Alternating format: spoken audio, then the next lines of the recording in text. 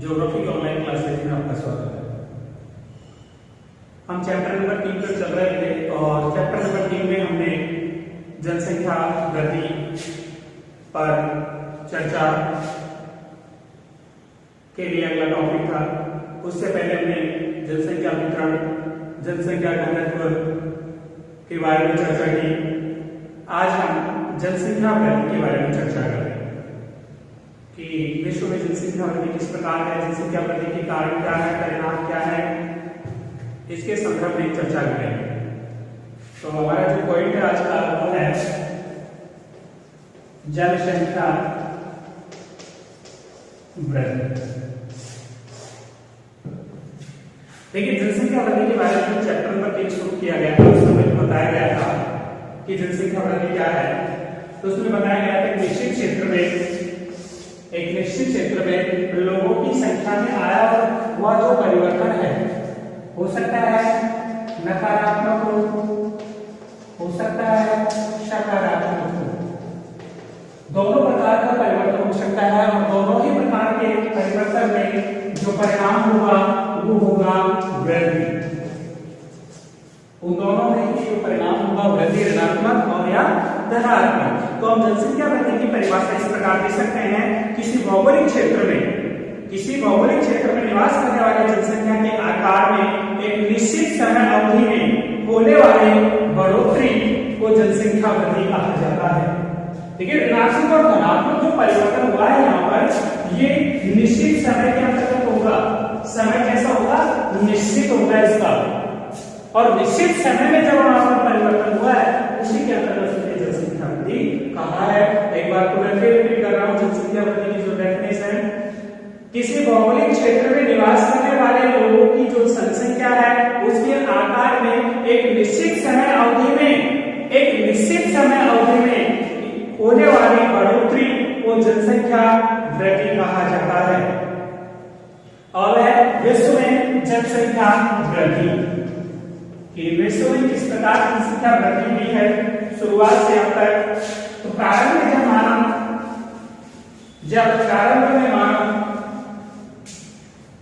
शुरुआत से ही होमो सेपियंस की उत्पत्ति हुई, उस समय विश्व की जनसंख्या लगभग 50 लाख थी। मानव की जब उत्पत्ति होमो सेपियंस मानव की, उस समय विश्व की जो जनसंख्या बताई गई है वो थी 50 लाख। उस समय जनसंख्या में वृद्धि अत्यंत धीमी गति से होती है।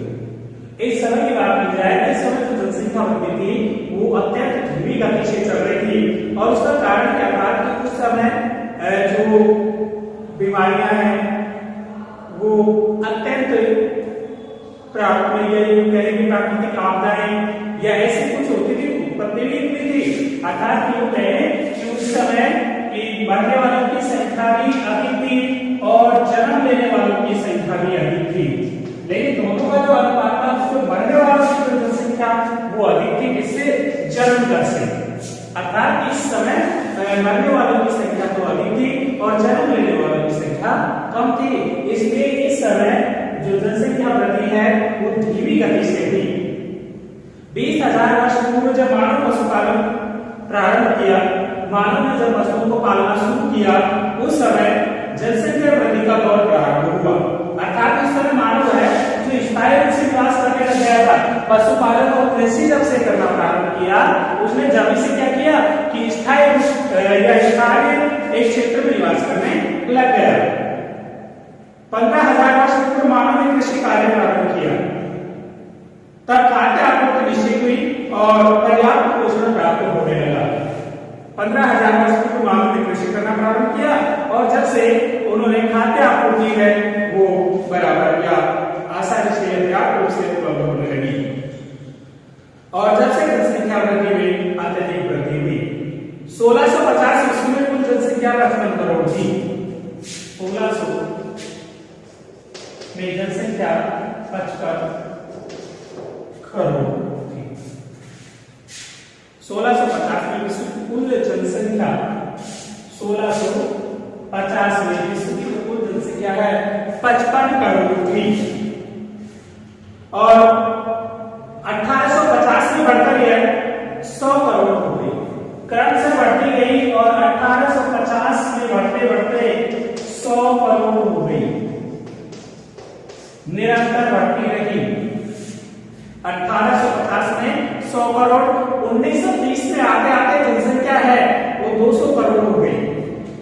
मतलब 1850 में कितनी 100 करोड़, और उससे पहले 1650 की बात करें तो जनसंख्या होती थी 55 करोड़, और अब बात करते हैं 1900 की, तो इस समय जनसंख्या हो गई है 200 करोड़। अब देख लीजिए कि वृद्धि किस प्रकार हो रही है। इसके बाद 1987 में 500 करोड़ हो गई और 2015 में 721 करोड़ हो गई। क्रम से जनसंख्या वृद्धि बढ़ती जा रही है। 1987 में 500 करोड़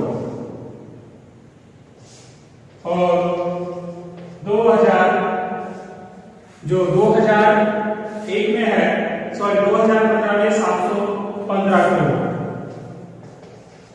715 करोड़ जनसंख्या हो। यह क्रम जारी रहा और इसी क्रम में 2025 में 721 करोड़ और 2050 में ईस्वी में 903 करोड़ जनसंख्या होने का अनुमान है। इसी प्रकार यदि जनसंख्या वृद्धि होती रही, यही क्रम जनसंख्या वृद्धि का रहा, तो ऐसा अनुमान है कि आगामी समय में जो जनसंख्या वृद्धि होगी वो 2015 में 121 करोड़ रुपए और 2025 में 781 करोड़ हो जाएगी। और ऐसा अनुमान बताया गया है कि 2050 में लगभग 903 करोड़ जनसंख्या अनुमानित बताई गई है कि विश्व की जनसंख्या हो जाएगी। अगला जो हमारा टॉपिक है वो है जनसंख्या वृद्धि के कारण, कि विश्व में जो जनसंख्या है वृद्धि है वो किन कारणों से हो रही है। हमने जो पिछला देखा कि किस प्रकार जनसंख्या वृद्धि हो रही है, उसके कुछ कारण बताए हैं कि जनसंख्या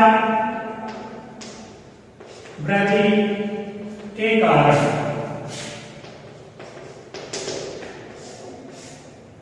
कि जनसंख्या वृद्धि के क्या कारण है। देखिए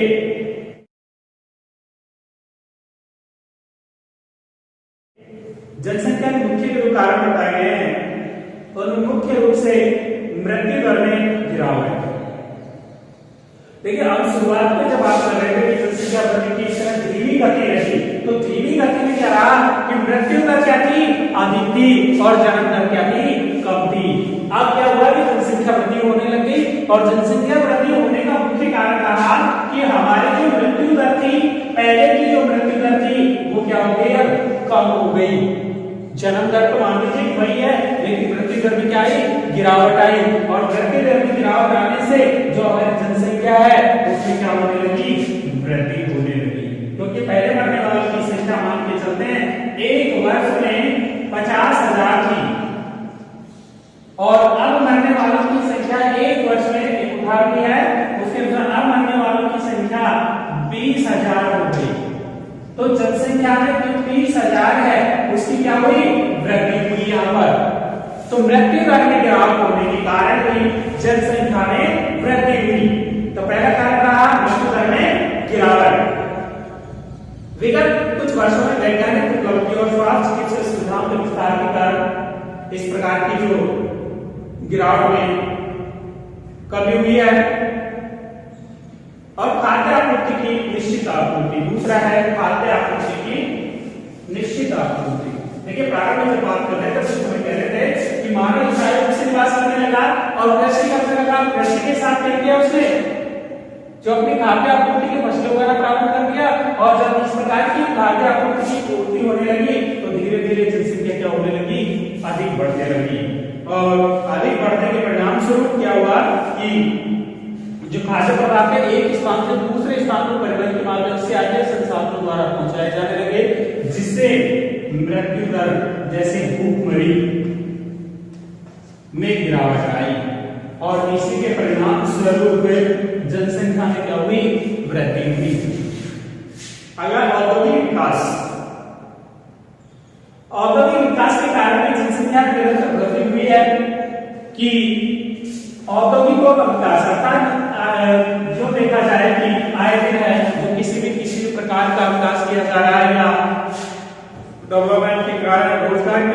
उपलब्ध करवाए जा रहे हैं, जो भी एक जनसंख्या वृद्धि का मुख्य कारण रहा है, क्योंकि रोजगार के अवसर आसानी से क्या है उपलब्ध हो रहे थे, इसलिए जनसंख्या में तेजी से वृद्धि हुई और मृत्यु दर में गिरावट हुई और मृत्यु दर में कमी होने के कारण जो जनसंख्या वृद्धि है वो तीव्र गति से प्रारंभ हुई। विज्ञान और प्रौद्योगिकी के विकास, अगला है चौथा पॉइंट, विज्ञान और प्रौद्योगिकी विकास।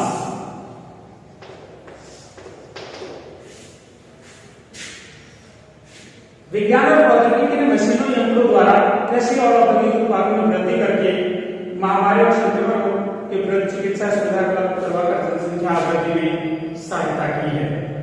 कि विज्ञान और प्रौद्योगिकी ने नए मशीनी उपकरण हैं उनमें वृद्धि की और नई वृद्धि के कारण जैसे जो बीमारी थी उसका इलाज नई तकनीकी या यूं कहें कि जैसे बीमारी हुई उसका समाधान के लिए उन्होंने उसी प्रकार के उपकरण बनाए जिससे मरने वालों की संख्या क्या हुई कम हुई और कम होने से वो वृद्धि में दर्ज हुई, अर्थात मरने वालों की संख्या कम हुई तो जनसंख्या में क्या होने लगी वृद्धि होने लगी। अर्थात वैज्ञानिक या विज्ञान और प्रौद्योगिकी में जनसंख्या वृद्धि में अपनी सहायता या एक कारण है जनसंख्या वृद्धि होने का। अगला प्रवास,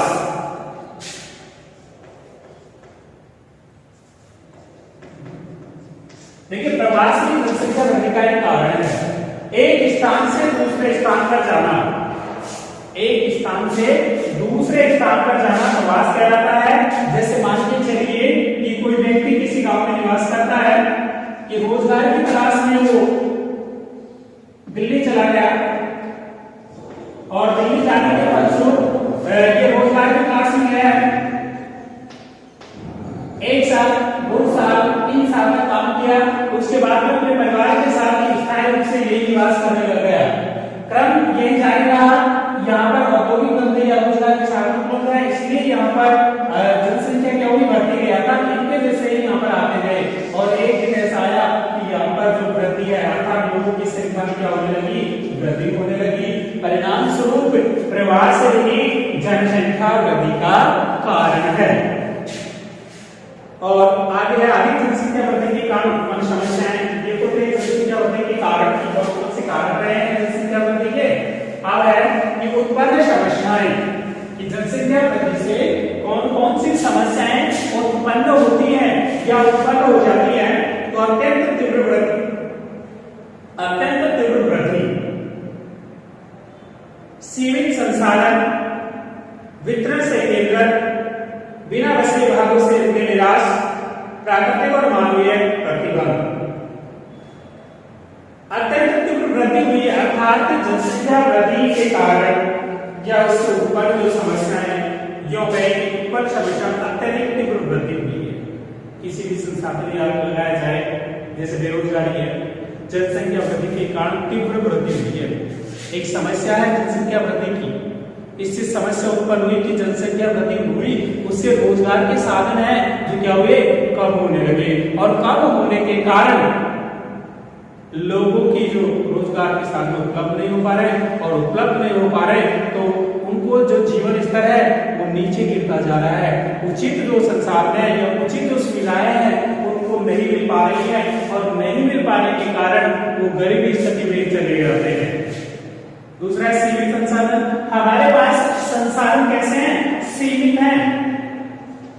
संसाधन अर्थात प्रकृति में जो वस्तु है या कोई वस्तु है जब तक मानव उसका उपयोग नहीं करता है, मानव के लिए उपयोगी साबित नहीं होती है, उसे संसाधन नहीं कहा जाता। और जब मानव के लिए वो उपयोगी हो जाती है, मानव के लिए उपयोगी हो जाती है तब उसे हम संसाधन कह सकते हैं।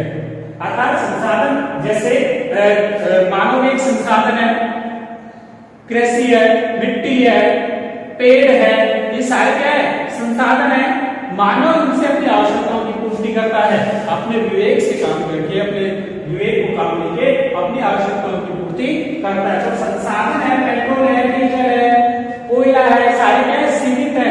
यदि हम इसी प्रकार इनका उपयोग करते गए तो कालांतर में हमें इस समस्या का सामना करना पड़ेगा, क्योंकि आने वाली पीढ़ी है इन संसाधनों को देख नहीं पाएगी केवल नाम मात्र सुन पाएगी। जैसे कई बार हम देखते हैं कि हमारे जो बुजुर्ग व्यक्ति या हमारे जो परिवार के बुजुर्ग है वो कई बार ऐसी चीजों का या ऐसी वस्तुओं का हमें नाम बताते हैं जिनका केवल हम नाम ही सुन पाते हैं बल्कि देख नहीं पाते हैं, जबकि उन्होंने अपने जीवन में उसे उपयोग या उनका उपयोग किया है। जैसे उस समय चलने वाले रहट, चरस आदि। अगला है वितरण में से केंद्रित, कि जैसे संसाधन है, कोई भी वस्तु है उसका वितरण जहां पर है वो केंद्रित है, उसका विभाजन या विभिन्न जगहों पर नहीं पाया जा रहा है।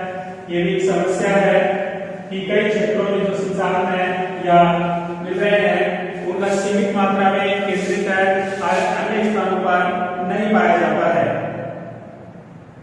बिना बचे भागों से निराशा, ऐसे क्षेत्र हैं जिन क्षेत्रों में जनसंख्या कम पाई जाती है, जनसंख्या बहुत कम पाई जाती है, वहां से विभाग को अर्थात क्षेत्र है या किस प्रकार की पानी होगी उस क्षेत्र में वहां पर निराशा मिल पाती है उन्हें। प्राकृतिक और मानवीय प्रतिबंध, प्राकृतिक रूप से भी प्रतिबंध होगा और मानवीय रूप से भी प्रतिबंध है। हम देख रहे हैं विभिन्न प्रकार की जो समस्याएं उत्पन्न हो रही हैं, हम जो उपयोग कर रहे हैं वस्तुओं का प्रकृति के प्रति विरोध करना, अर्थात हम जो प्रकृति के विपरीत जा रहे हैं, प्रकृति ने हमें जो प्रदान किया है हम उसका उपयोग, जैसे शुरुआत में हमने पढ़ा था कि कुछ विचारधाराएं थी, उसमें कहा गया था कि ना तो मानव प्रकृति पर विजय पाता है और ना प्रकृति मानव पर, अर्थात दोनों का संतुलन बनना आवश्यक है। एक उदाहरण के तौर पर हम देखते हैं कि हमें ऑक्सीजन की आवश्यकता है, पेड़ पौधों को कार्बन डाइऑक्साइड की आवश्यकता है, दोनों का क्या बना रहता है, संतुलन बना रहता है। यदि हम ऑक्सीजन या कार्बन डाइऑक्साइड की मात्रा अधिक हो जाए तो दोनों की स्थिति क्या होगी, असंतुलन उत्पन्न हो जाएगी या असंतुलन उत्पन्न हो जाएगा, जो प्रकृति के प्रति क्या है, एक दुष्प्रभाव या फिर यूं कहे कि इसका परिणाम गलत होगा, जो इस समय हम देख रहे हैं। तो इस प्रकार यह है कि प्रतिबंध मानव पर भी होगा और किस पर होगा, प्रकृति पर भी होगा। अब जनसंख्या वृद्धि से उत्पन्न समस्याएं और उनका समाधान, कि किस प्रकार हम इसका क्या कर सकते हैं, समाधान। जनसंख्या वृद्धि देखी, इसमें जो वृद्धि की दर है उसको देखा, वृद्धि के कारण देखे, उत्पन्न समस्याएं देखी कि जनसंख्या वृद्धि से कौन कौन सी समस्याएं उत्पन्न होती हैं, और अब है कि जो उत्पन्न समस्याएं हैं उनका किस प्रकार समाधान कर सकते हैं। तो जो हमारे पास संसाधन है, हमारे पास जो संसाधन है उनका हम अनुकूलतम या अपने विवेक से उपयोग करें। यदि कई वस्तुएं ऐसी हैं, कई संसाधन ऐसे हैं जो हमारे साथ सीमित मात्रा में उपलब्ध है, उनका उपयोग तभी करें हम जब हमें अति आवश्यक है। यदि उनके स्थान पर अन्य किसी वस्तु का उपयोग किया जा सके तो उसका उपयोग किया जाना चाहिए। तो पहला जो पॉइंट है हमारा वो है संसाधनों का अनुकूलतम प्रयोग करके आर्थिक उत्पादन में वृद्धि। दूसरा सतत पोषणीय विकास को बढ़ावा देना, सतत पोषणीय, ऐसा विकास जो लगातार हो, ऐसा विकास कैसा हो, लगातार हो, जिसमें किसी भी प्रकार की हानि ना हो। अर्थात यूं कहें कि हमें आवश्यकता है, हम उसका उपयोग भी कर रहे हैं, लेकिन कैसे, जब तक हम उसका उपयोग करें, उसकी जितनी मात्रा में आवश्यकता होगी तब उसका उतना उपयोग किया जाना चाहिए। अगला है शिक्षा का प्रसार और विज्ञान तकनीकी प्रेक्षेपण के अधिक से अधिक प्रसार या जागरूकता लाना। शिक्षा का अधिक से अधिक प्रसार किया जाए या शिक्षा जो है वो अधिक लोगों तक किस प्रकार पहुंचाई जानी चाहिए, अधिक से अधिक लोगों को जागरूक किया जाना चाहिए। इसके अलावा तकनीकी ज्ञान है उसका भी प्रसार किया जाना चाहिए, तभी ही हम जनसंख्या वृद्धि की जो समस्याएं हैं उन पर निजात पा सकते हैं। कृषि का नवीनीकरण होना चाहिए। भारत एक कृषि प्रधान देश है और कृषि प्रधान देश होने के कारण यहाँ पर जो अधिकांश कृषक हैं वो आज भी पुराने ढंग से कृषि करते हैं, क्योंकि समस्या यह है कि भारत विकासशील देश है और विकासशील देश होने के कारण यहाँ की जो आर्थिक स्थिति है वो काफी कमजोर है। अतः किसानों को वो संसाधन उपलब्ध नहीं हो पाते हैं जो एक यूं कहें कि आधुनिक किसान को उपलब्ध होने चाहिए। अर्थात परंपरागत तरीके से वो कृषि करता रहता है, जिससे मिलने वाला जो उत्पादन है वो क्या होता है, कम होता है, और कम होने के कारण वो अपना जो आवश्यकताओं की वस्तु है उनका उपयोग या अपने जो जीविका मार्ग है, संसाधन है, उनका कम मात्रा में अपने परिवार का पालन पोषण कर पाता है। अतः जो किसान वर्ग है उसको नवीन संसाधन उपलब्ध होने चाहिए। जैसे विकसित देशों में है कि वहां के लोगों को जो अधिकांश कार्य है वो मशीनों के द्वारा ही किए जाते हैं, जबकि मानव केवल श्रम के रूप में नामात्र का कार्य करता है। जबकि भारत की बात करें तो भारत में जो कृषि का कार्य है वो कार्य इस प्रकार होता है कि मानव का श्रम अधिक होता है और मशीनीकरण कम होता है। अतः कृषि क्षेत्र में भी या कृषि क्षेत्र में भी नवीनीकरण किया जाना चाहिए। सागरीय संसाधनों का उपयोग किया जाना चाहिए। सागरों में पाए जाने वाले जो संसाधन है जैसे ज्वालामुखी है, सागरों में जो तरंगे हैं, लहरें हैं इत्यादि जब चलती हैं तो उनका उपयोग इस प्रकार किया जाना चाहिए कि उनकी ऊर्जा बनाई जा सके, या जैसे विद्युत वगैरह है इनमें उसका उपयोग किया जाना चाहिए।